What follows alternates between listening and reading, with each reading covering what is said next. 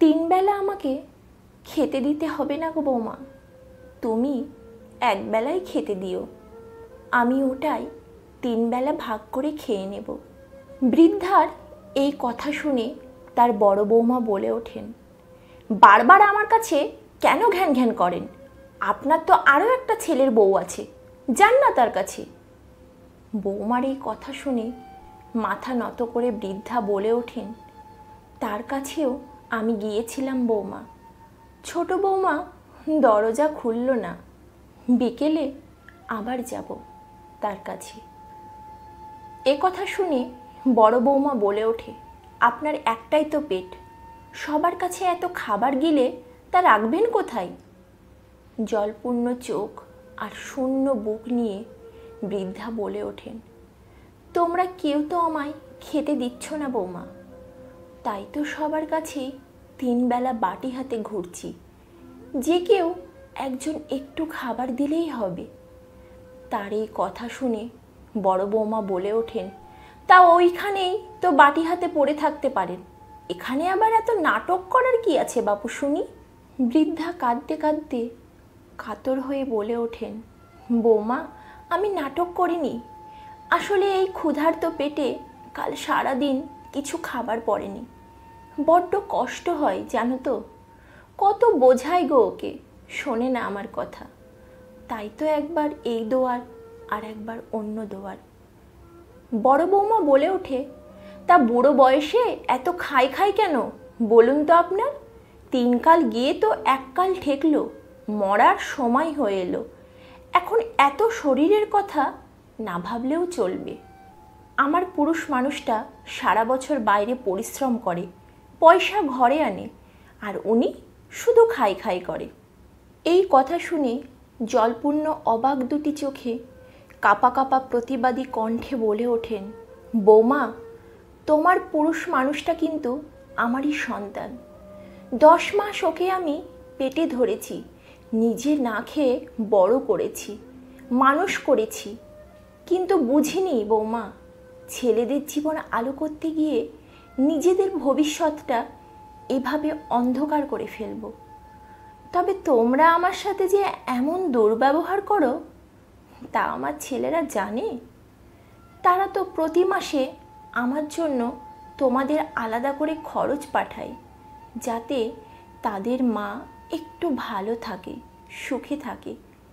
তোমাদের আমাকে আর সুখে রাখতে হবে না গো, তোমরা বরং আরও দুটো বিলাতি দুটো কুকুর ঘরে পুষে তাদেরকে খাওয়াও।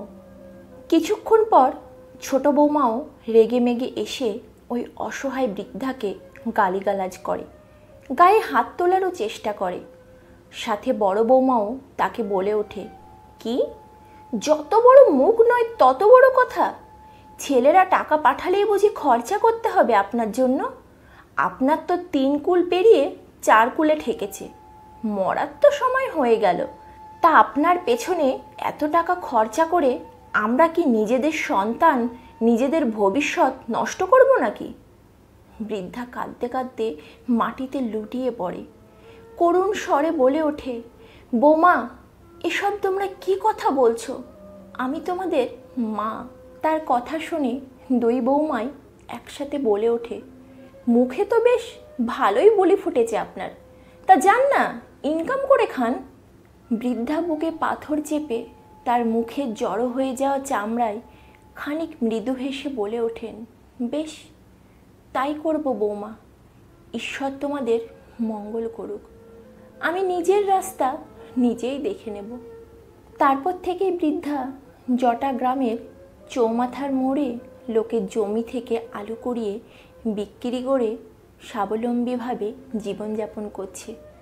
তাকে আর পাততে হচ্ছে না হাত কারোর কাছে, তাকে আর খেতে হচ্ছে না নোংরা নোংরা গালিগালাজ, তাকে আর পেতে হচ্ছে না অপ্রত্যাশিত লাঞ্ছনা, অবমাননা, অপমান, উপেক্ষা।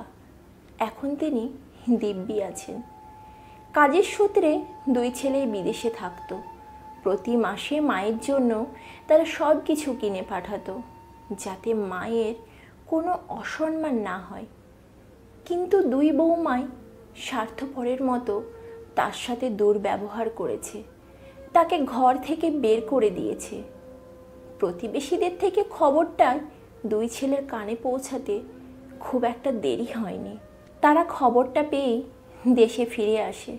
একসাথে দুই ছেলেই দুই বউকে ঘর থেকে তাড়িয়ে তাদের মাকে বুকে টেনে নেয়। এখন তারা মাকে ঠাকুরের আসনে বসিয়ে রেখেছেন।